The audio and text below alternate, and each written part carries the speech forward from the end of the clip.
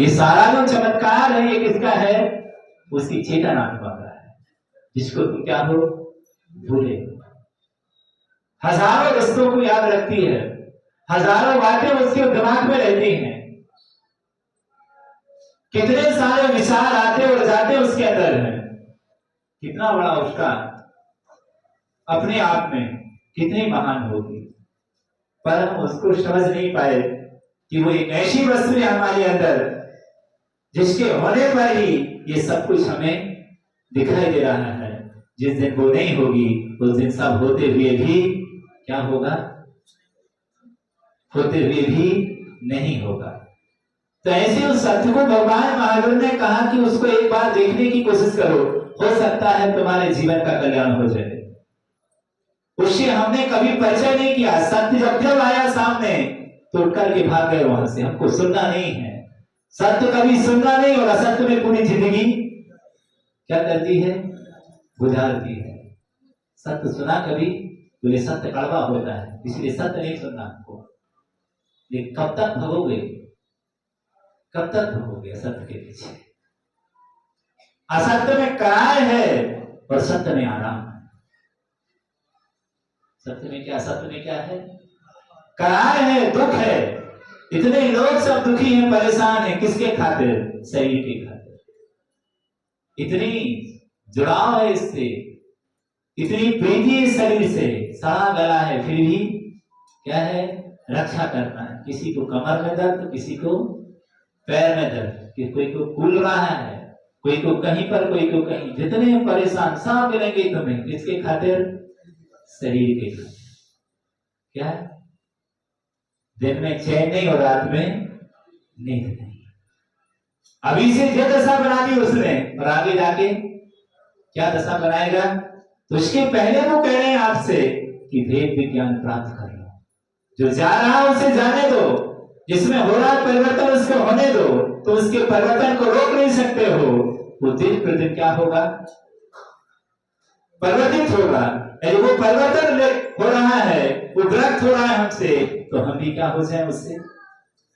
विरक्त होने की कोशिश कीजिए। यदि विरक्त नहीं होगे तो बहुत तकलीफ के साथ जिंदगी गुजारोगे। एक एक क्षण एक एक घंटे की तरह गुजरेगा और एक एक घंटा एक एक दिन की तरह गुजरेगा। इसीलिए वो कह रहे हो सत्य को स्वीकार कर लो, मरते दम तो कम से कम स्वीकार कर लो। क्या जो भी हुआ से हुआ, अब मत खोलो हुआ। अब हम समझ लें कि सत्य हमारे जीवन का क्या है। हमने पूरी जिंदगी इसकी पुष्टि में लगा दी। अब एक ही बात हम ध्यान रखें कि यह शरीर जो है वो मैं नहीं, और जो मैं हूं वो कौन नहीं है? शरीर नहीं है। नवे मृत्यु को तो भीतर, नवे व्याधि को तो व्यथा, ना हम बालो न वृद्धो वही का नहीं दुर्गति। ये दृष्टि आ जानी चाहिए कि यह आदि व्याधि मेरा स्वरूप नहीं है। नवे मृत्यु को तो वृद्ध, नवे व्याधि को तो व्यथा, मुझे किसी प्रकार की व्याधि नहीं है। ये दृष्टि जिस दिन आ जाएगी उस दिन व्याधि भी क्या हो जाएगी, क्या हो जाएगी, निकल जाएगी।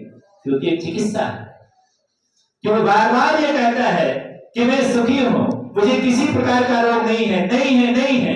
ये दृष्टि उसे क्या बना देगी, सुखी बना देगी, निरोगी बना देगी। वो सोचेगा कि मुझे तो रोग है, मुझे तो रोग है, मुझे तो रोग है। क्या हो जाएगा? क्योंकि एक्सेप्ट कर लेने से रोग हावी हो जाएगा।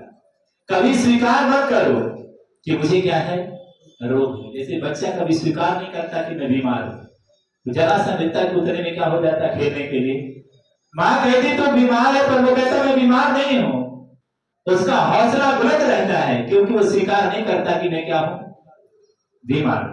यदि उस बात को स्वीकार कर लो कि मैं क्या हूं, बीमार हो गया, तो क्या हो जाएगा, तो वही सब क्या हो जाएगा, वही रोने लग जाएगा। हौसले को बुलंद रखिए। बच्चा गिर जाता है, मां कहती घोड़ा कूदा है, लगने के बाद भी कूद जाता है वो, क्योंकि मां ने कह दिया घोड़ा कूदा है, हम थोड़ी कूदे। मतलब लगने के बावजूद भी वो कहता मुझे कुछ भी नहीं लगा है, ये तो घोड़ा है, कूदता रहता, राजा बेटा है। और वो पहले गधे नहीं थे, तो क्या हो जाएगा, वहीं पर ही फिसल जाएगा वो। तो स्वीकार मत करो कि हम क्या है, गिर गए, हम रोगी हो गए, नवे मृत्यु, नवे व्याधि, कोई व्याधि नहीं मेरे अंदर। ऐसी भावना जब रखोगे अंदर तो अंदर से अनंत गुणी शक्ति तुम्हारे अंदर है, अनंत शक्ति उस आत्मा में है। उस अनंत शक्ति के दम पर उस रोग से तुम लड़ सकोगे। और यदि हम यही सोचते रहे कि नहीं, परिस्थितियों को के गुलाम हो गए, तो परिस्थितियां आपके सामने इतनी बड़ी बनकर आ जाएंगी, कुछ परिस्थितियों से निपटना हमारे लिए बहुत मुश्किल हो जाएगा। और ये कलिकाल है, इस कलिकाल में अनेक रोग शोक उन्होंने कहे शास्त्रों में, इतनी व्याधियां हैं इस काल में, उन व्याधियों से मुक्ति पाना बहुत कठिन है। इसलिए सत्य का हमें वो ज्ञान हो जाए मरने के पहले कि शरीर दुर्जन देह स्वभाव बराबर, मूर्ख प्रीति बढ़ावे। कौन बढ़ाता है? मूर्ख। समझदार क्या नहीं करता? अभी तक तो पढ़ते रहे पक्षियों को, अब वक्त आ चुका है, अब आप अच्छे से काटना चाहते हो कि तात्विक दृष्टि होनी चाहिए, क्योंकि अब लोक से भी उपेक्षा मिलेगी, अपने भी बदलेंगे। और परिवर्तन के युग में उनमें भी अब हम परिवर्तन देखेंगे जिनमें आज तक नहीं देखा। अपने भी पराये होंगे, और पराये तो पराये हैं। अब उस युग में भी आने वाला वो परिवर्तन भी आने वाला होगा। जिस घर में रहते हैं और उस घर में भी लोग कहेंगे कि कब जा रहे हो। क्या है? सरकार क्या हो चुकी है? किसी दूसरे की बन चुकी है। अब सार यही है कि जब दूसरे की सरकार बन गई हो तो अपनी सरकार गिरा दो, उसकी सरकार में शामिल हो जाओ। तो जो तुमने कहा सो सही। क्या? तुमने जो सहा सो सही, क्योंकि बचा क्या है तुम्हारे पास में? बेटी थी तो जवाई ले गया, और बेटा था तो बहू ले गया, बचा क्या तुम्हारे पास? किस पर इतना रहे हो? कुछ भी तो तुम्हारे पास में नहीं है। और सार यही है कि जीवन को अच्छा निकालना चाहते हो तो सत्य को स्वीकार करो कि हम एकाकी हैं और आगे भी रहेंगे। ऐसी हमारी एकाकी की यात्रा यदि हम स्वीकार कर लेते हैं, जग में हमारा कोई था और ना भी हम रहे जग के साथी, ऐसी भावना के साथ यदि हम अपने विचारों को, सत्य को स्वीकार कर लेते हैं, तो राग द्वेष कसाय से बच जाओगे और संसार की उपेक्षाओं से बच जाओगे।